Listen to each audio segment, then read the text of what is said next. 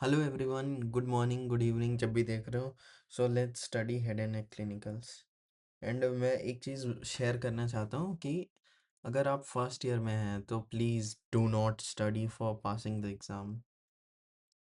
It's a humble request यार, पास सब कोई हो जाते हैं। लाइक जो डम्बेस्ट है ना आपके बैच में, वो भी पास हो जाएगा। तो डोंट स्टडी फॉर मार्क्स, ये वो ब्ला ब्ला। पेशेंट देखने के लिए पढ़ो, बिकॉज स्टडी एज इफ कि तुम्हारे घर वाले अगर बीमार पड़ गए तो how will you treat them, उस मोटिव से पढ़ोगे तो कुछ होगा। तो let's start with dangerous area of face. Head and neck clinical में डेंजरस एरिया ऑफ फेस पे आपको अगर क्वेश्चन आता है तो उससे वो कैवर्नस साइनस को रिलेट करके एक एलएक्यू बना सकते हैं, जो हमारे केस में हुआ था। हमारे केस में एलएक्यू आया था। उसमें पेशेंट कैसे प्रेजेंट करेगा, अगर मान लो मेरा यहाँ पे पिंपल हो गया, बेसिकली ये अपर लिप, ये एडजॉइनिंग एरिया फेस और लोअर पार्ट ऑफ नोज, इसको डेंजरस एरिया ऑफ फेस बोलते हैं। ये है आपका dangerous area of face. BDC से एक बार देख लेना, ये वाला नोज, अपर लिप और ये वाला area.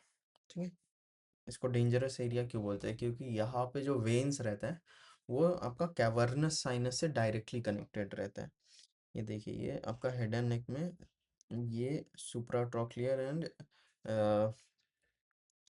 inferior trochlear, I don't remember the nerve, the veins, facial, वो दोनों मिलके सुप्राट्रॉक्लियर एंड इंफ्राट्रॉक्लियर नर्व, इंफ्राट्रॉक्लियर वेन्स, ये दोनों होता है।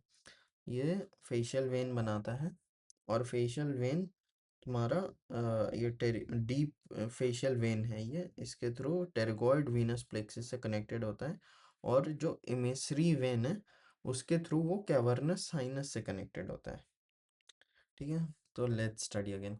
देखिए, यहाँ यहाँ पे सुप्राट्रॉक्लियर और इंफ्राट्रॉक्लियर वेन आया, फिर इसने यहाँ पे एंगुलर वेन, फिर फेशियल वेन इससे कनेक्टेड है। और ये जो फेशियल वेन है वो थ्रू डीप वेन किससे कनेक्टेड है? डीप फेशियल वेन के थ्रू टेरेगॉइड वीनस प्लेक्सिस। यहाँ पे टेरेगॉइड वीनस प्लेक्सिस डीप में रहता है, लैटरल टेरेगॉइड के डीप में। तो टेरेगॉइड वेनस प्लेक्सिस और इमिसरी वेन्स के थ्रू वो कैवर्नस साइनस के से कनेक्टेड है। अब कैवर्नस साइनस एक अलग टॉपिक है, वो बहुत बड़ा टॉपिक है। इट्स लाइक कि कैवर्नस साइनस ब्रेन में होता है, लार्जेस्ट साइनस होता है। जो बाहर में अगर कहीं पे भी कुछ है, लाइक ब्रेन के बाहर, तो उसको वेन बोलेंगे। बट अगर वो इंट्राक्रेनियल है तो उसको साइनस बोलते हैं। तो ये कैवर्नस साइनस में अभी अगर यहाँ पे का इन्फेक्शन है, यहाँ पे अगर आपको स्टेफ ऑरियस का इन्फेक्शन है, अगर हेड एंड नेक में मतलब इनसाइड द क्रेनियल कैविटी चला गया तो वो बहुत बड़ा इन्फेक्शन कर सकता है, डेंजरस। इसलिए उसको डेंजरस एरिया ऑफ फेस बोला गया है, ये वाला एरिया वो। तो if you ever have any pimple तो please do not pop it, यहाँ अगर कोई पिंपल होता है तो। ठीक है। अब आते हैं इतने सारे डायग्राम्स। हाँ, the facial vein and its deep connecting veins are devoid of valves. और ये एनाटॉमी है तो फिर आपको पता होना चाहिए कि एनाटॉमिकल स्पेक्युलैरिटी क्या है, पेक्युलैरिटीज क्या है। तो इसमें कोई भी वेल्व नहीं होता है। तो इनवर्ड आउटवर्ड दोनों तरफ से कनेक्शन हो सकता है, making in uninterrupted passage of blood to cavernous sinus. Cavernous sinus अभी के लिए याद रख सकते हो कि ब्रेन में उसके सराउंड एक ऐसा वेन है जिसके सराउंड में बहुत सारे नर्व्स हैं। ठीक है। Squeezing the pustules or pimples in the area of upper lip or side of the nose or even cheeks may cause infection, which may be carried to cavernous sinus leading to its thrombosis. अभी अगर कोई भी infection वहाँ पे गया तो उसको, suppose ये पार्टिकल है वेन में चला गया तो ये थ्रोम्बस है, और अंदर चला गया तो इसे थ्रोम्बो एम्बोलिक इवेंट हो जाएगा, leading to thrombosis. So check the area. So the cheek area may also be included in the dangerous area. तो यहाँ पे भी अगर कोई पिंपल है तो उसको भी नहीं पढ़ना, वो भी डेंजरस एरिया में आ सकता है। अब आते हैं मुलर्स मसल पे इनवॉलेंट्री पार्ट ऑफ एलपीएस। देखिए एलपीएस का दो पार्ट होता है, एक मुलर्स मसल्स होता है और एक वॉलेंट्री पार्ट होता है। जो मुलर मसल होता है वो सिंपैथेटिक नर्व से सप्लाई होता है। From it is supplied by sympathetic fibers of the superior cervical ganglion SCG से सप्लाई होता है। तो अगर वो हो गया तो आपको अगर कोई भी डिजीज जिसमें सिंपैथेटिक गैंग्लियन डैमेज होता है तो उसमें हॉर्न अगर T1 इन्वॉल्व है तो हॉर्नर सिंड्रोम हो जाएगा। Paralysis of the muscle lead to partial ptosis, this is a part of Horner syndrome. अभी देखिए ये जो T1 है ये क्यों डैमेज हो सकता है? अगर आपका एक सर्वाइकल रिब है जो कंप्रेस कर रहा हो, सर्वाइकल रिब लाइक जो T12 होता है ना, नहीं C7 से आपका अगर कोई रिब आ रहा है, ये यहाँ से अगर कोई रिब आपका T1 को कंप्रेस करेगा तो फिर वो सुपीरियर सर्वाइकल गैंग्लियन को डैमेज करेगा और सिंपैथेटिक डैमेज होगा, तो उससे पार्शियल टोसिस होगा। कंप्लीट टोसिस क्यों नहीं होगा? क्योंकि जो आपका एलपीएस का सप्लाई है, लेवेटर पैल्पेब्री सुपीरियोरिस, इसमें वॉलेंट्री एंड इनवॉलेंट्री दोनों पार्ट हैं। तो इसलिए जो अगर दोनों सिंपैथेटिक एंड पैरासिम्पैथेटिक दोनों जाएगा तभी कंप्लीट टोसिस, मतलब टोसिस मतलब ड्रूपिंग ऑफ ऐसा आईलिड का नीचे जाना, तो ये पार्शियल टोसिस होगा। और हॉर्नर सिंड्रोम में कुछ इंपॉर्टेंट है लाइक टोसिस, इसका ऐसे याद रख सकते हो, ptosis, miosis and hydrosis, enophthalmos. It's like कि टोसिस होगा ड्रूपिंग ऑफ आईलिड, मियोसिस मतलब constriction of the pupil and hydrosis मतलब आपको स्वेट नहीं आएगा, mainly sympathetic. The palpebral conjunctiva is examined for ये बकवास मैं बताता हूँ, ठीक है। अगर कोई भी पेशेंट है उसको अगर आपको चेक करना है कि इफ इट इज एनीमिक और इक्ट्रस है, येलोइश डिस्कलरेशन है, तो ये कैसे करोगे? अगर इक्ट्रस चेक करना है तो ये पेशेंट को बोलोगे नीचे देखने, और ये जो अपर कंजंक्टिवा है, ये जो सपोज ये आपका आईज है, ये आई ये है, तो ये वाला पार्ट देखना है उसका, यहाँ पे एक ट्रेस देखना है, ठीक है।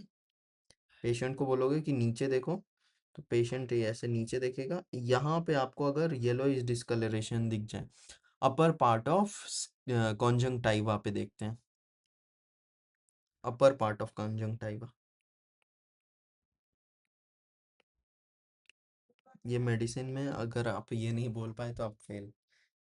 तो ठीक है, आपको अगर पेशेंट को बोलना है नीचे देखो, फिर आपको ये अपर पार्ट, ये जो वाइट मेरा दिख रहा होगा ये येलो दिखेगा।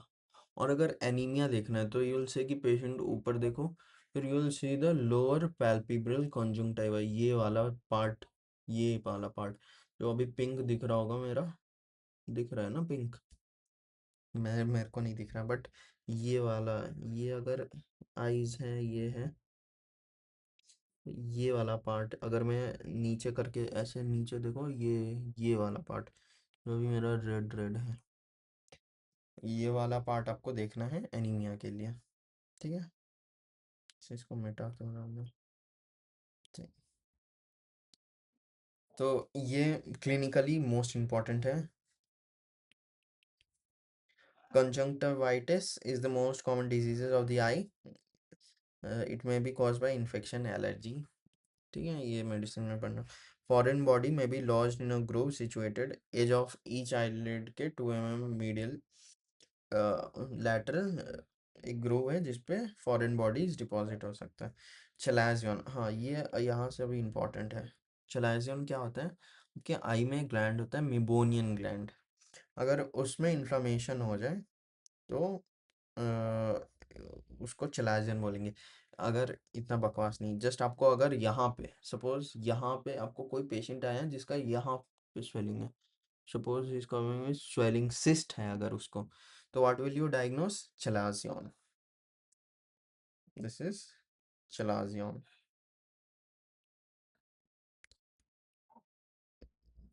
ठीक है। इसमें जो मेबोनियन ग्लैंड, मेनली जो स्वेट ग्लैंड है, वो प्रॉपरली ड्रेन नहीं हो रहा है, तो उसकी वजह से यहाँ पे स्वेट इकट्ठा हो गया है। तो आपको पेशेंट को क्या बोलना है कि वार्म कंप्रेसेस लगाओ, ठीक हो जाएगा। Warm compresses. और इसमें अगर ये खुद से ठीक नहीं होता है, ऐसे 1 महीने में, कुछ वीक्स में खुद से ठीक हो जाता है, अगर ठीक नहीं होता है तो हम लोग को उसको कई बार इंसिजन दे के ड्रेन करते हैं। देखो कहीं भी अगर पस है तो वहाँ पे ना कोई भी एंटीबायोटिक काम नहीं करता, उसमें मोस्ट इंपॉर्टेंट चीज़ होता है IND, इंसिजन एंड ड्रेनेज। अच्छा दिख नहीं रहा है, पस अगर है तो incision and drainage is the best method. और एक वैसा ही है, इसको स्टाई या हॉर्डियोलम बोलते हैं, हॉर्डियोलम। स्पेलिंग देख लेता हूँ क्या है।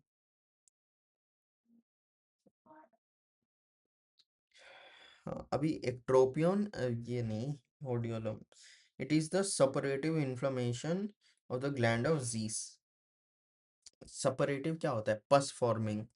अगर कहीं भी सपरेटिव है मतलब पस फॉर्मिंग। अभी आप इन्फ्लेमेशन पढ़ोगे तो पता चलेगा कि क्या क्या स्टेजेस होता है, एक्यूट, क्रॉनिक। तो स्टाई और हॉर्डियोलम is suppurative inflammation of one of the glands of disease. The gland is swollen, hard, painful and the whole of the eyelid is edematous, फूल जाता है। अगर मान लीजिए आपका कुछ ग्लैंड ऑफ disease या फिर कोई भी स्वेट ग्लैंड में दिक्कत हो गया, तो मेनली जो ये आपका लोअर बॉर्डर ऑफ आई है, यहाँ पे आपका स्वेलिंग हो जाएगा, यहाँ पे ये बॉर्डर पे, और वो उसमें पस फील्ड रहेगा। चलाजियन और इसमें डिफरेंस यही है कि वो स्वेट ग्लैंड का ऑब्स्ट्रक्शन से हो रहा है और ये स्वेट ग्लैंड का इन्फेक्शन से हो रहा है। दोनों में डिफरेंस है। इटियोलॉजी, इटियोलॉजी मतलब कॉज ऑफ इन्फेक्शन का। And the pus points near the base of the cilia, one of the cilia. ठीक है, तो लेट्स सी। ये डायग्राम्स बहुत, you will thank me when you go to medicine कि किसी ने आपको बता दिया कैसे डिफरेंशिएट करते हैं stye and chalazion. Blocked oil gland of the island. ठीक है। अच्छा, अब let's go to ectropion. Ectropion से साउंड कैसा कर रहे हैं? एक्ट्रोपियन मतलब बाहर की तरफ, लाइक समथिंग इज गोइंग बाहर, ऐसा साउंड आ रहा है ना। तो एक्ट्रोपियन में क्या होता है, नेचुरली जब जैसे जैसे आदमी लोग बूढ़े होते हैं, उनका टोन, मसल टोन खराब हो रहा होता है, तो उनका ऐसे नेचुरली ये नीचे आ जाता है, और जो पिंक फ्लेशी पार्ट है लोअर पैल्पिब्रल कंजंक्टिवा का, वो दिखने को मिल जाता है। तो उसको एक्ट्रोपियन बोलते हैं। अभी इसको एनाटॉमी, एनाटॉमी वाले दे वांट कि तुम हर एक चीज को बहुत ज्यादा टेक्निकल टर्म्स में बोलो, but it's not that complicated अगर तुम समझो। ectropion is due to eversion of the lower lacrimal punctum. It usually occurs in old age due to laxity of the skin. अब आते हैं ट्रैकोमा। ट्रैकोमा यहाँ पे क्या दिया हुआ है? It is due to virus. It is wrong. Trachoma is due to bacteria, trachomatis, chlamydia trachomatis से होता है ये। And trachoma is a contagious granular conjunctivitis caused by trachoma virus। नहीं, ये गलत है। It is caused by bacteria.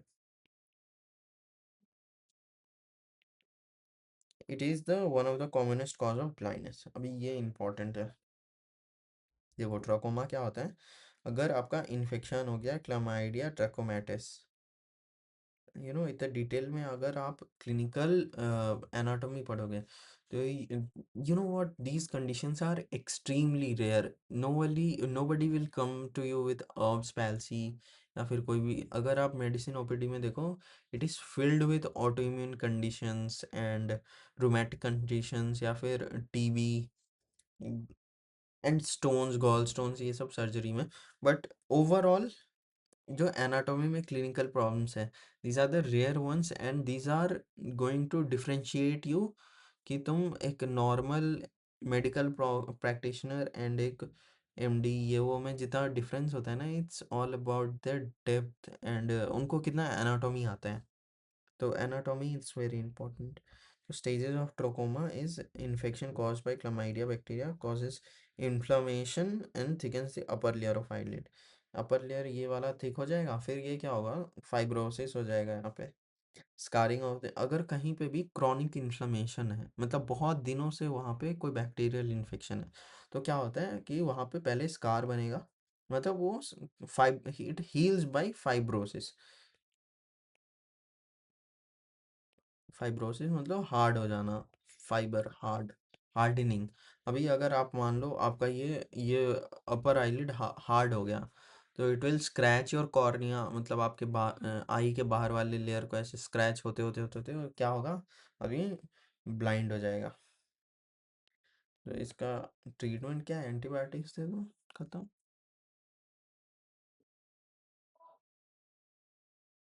अभी क्या है, हाँ, inflammation of the lacrimal sac is called dacryocystitis. Dacryo मतलब क्राई होता है, टीयर, टीयर का नाम होता है डैक्रो, पैथो में पढ़ोगे डैक्रोसाइट्स।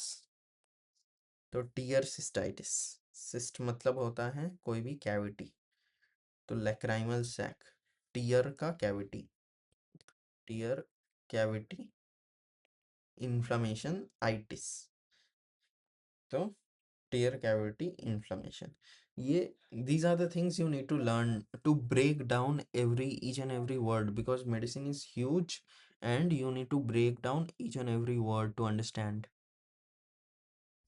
The ducts of the lacrimal gland open through its palpebral part into the conjunctival sac. Because of this arrangement, the removal of the palpebral part, हाँ, ये थोड़ा important anatomical कुछ point है कि बोल रहा है the duct of the lacrimal gland open through its palpebral part into the conjunctival sac. lacrimal gland का palpebral दो पार्ट होता है, एक palpebral पार्ट होता है और एक orbital पार्ट होता है। lacrimal gland इसका पैल्पिब्रल पार्ट होता है एंड ऑर्बिटल पार्ट होता है। तो ये वाला जो है वो कंजंक्टिवल सैक में ओपन होता है। तो अगर हमें इसको रिमूव करना है तो साथ साथ इसको भी रिमूव करना पड़ेगा। रिमूव एनाटॉमिकल ऐसे अरेंजमेंट है कि अगर पैल्पिब्रल को हटा दे तो ऑर्बिटल को भी हटाना पड़ेगा, जस्ट अ फैक्ट। अभी excessive secretion of lacrimal fluid, excessive secretion, अच्छा, बता, रूम पे कहाँ चलेगा, ठीक है चल, ठीक है रुको आता हूँ, आता हूँ आता हूँ, बाय बाय गाइस, अभी इतना पढ़ लेते हैं। Excessive secretion, अरे it's Friday night in a hostel and you know what, if you do not enjoy, never say no to your friends, like if you say no एक दो बार के बाद they will stop asking, and उसके बाद क्या होता है, you lose friends, and MBBS का दोस्ती बहुत, it's like कि you don't find any friends, the ones you find you need to keep them। ठीक है, अभी ये बैकग्राउंड नॉइज भी आ रहा होगा। Excessive secretion of the lacrimal fluid over the over following the, अरे एपीफोरा मेनली, अगर आपका बहुत ज़्यादा आंसू गिर रहा है और ड्रेनेज प्रॉपर नहीं है तो वो बाहर में आपका आईज पे गिरेगा, यू विल स्टार्ट क्राइंग, उसको एपीफोरा कहते हैं। एपीफोरा में result due to obstruction of the lacrimal fluid pathway. अभी क्या होता है, यहाँ से ऐसे नोज में निकलता है ना नेजोलैक्रिमल डक्ट, वो अगर ब्लॉक हो गया तो फिर एपीफोरा हो जाएगा, either at the level of punctum canaliculi and Naz और नेजोलैक्रिमल डक्ट। पंक्टम, चलो बता ही देता, यहाँ कहीं पंक्टम होता है, फिर यहाँ से ऐसे, इसका दो पार्ट हुआ करता था, ऐसे ऐसे ऐसे, ऐसा, ऐसे बेंड होके ये ऐसा, तीन पार्ट में नेजो नोज है ना उसका, ये इंफीरियर मियटस में ओपन होता था, ये या तो यहाँ पंक्टा में, सैक में, या फिर नेजोलैक्राइमल डक्ट में। इन तीनों में अगर कहीं पे भी ब्लॉकेज है तो फिर वो टीयर फ्लो होगा आपके चीक्स पे। उसको बोलते हैं एपिफोरा। और एक इससे रिलेटेड इंपॉर्टेंट चीज़ मैं बता देता हूँ जो काम का है। वो अगर कोई भी स्टेरॉयड आई ड्रॉप है, तो आप क्या चाहोगे? स्टेरॉयड से क्या होता है ना, इम्यूनो सप्रेसिव होता है ये आपके काम का चीज़ है ये। इट्स लाइक कि अगर कोई ये बकवास याद भी नहीं है तो it's going to be helpful in your clinical, कि स्टेरॉयड है, वो आपने पेशेंट ने, देखिए पहले तो आई ड्रॉप्स देते कैसे पता है आपको? You need to wash your hands, फिर आपको वो यहाँ पे एक पॉकेट बनाना है, ये जो लोअर पैल्पेब्रल कॉन्जंक्टिवा है, तो थोड़ा सा पुल करके आपको एक हाथ ऊपर रख के ऐसे ड्रॉप डालना है। फिर वो जब आंख बंद करना है, थोड़ी देर रिलैक्स करना है, फिर क्या करना है, ये वाला पार्ट जो नेज़ोलैक्राइमल डक्ट है उसको ऐसे बंद करना है अपने हाथों से। क्यों? क्योंकि यहाँ से कि नेज़ोलैक्राइमल डक्ट के थ्रू नोज़ में जाएगा, फिर नोज़ का म्यूकोसा के थ्रू वो पूरे बॉडी में फैल जाएगा, एंड यू वांट कि जो भी स्टेरॉयड है वो सिर्फ आंखों में रहे। तो उसके लिए you need to do this, like close this inner part of eye. ठीक है, तो अब तक के लिए इतना ही। I'll teach you the rest of clinical anatomy in the next video, and I'm so sorry. I वैसे भी मेरे को कौन ही देखता होगा, इट्स लाइक कि 5-10 लोग देखते होंगे, but still I love teaching.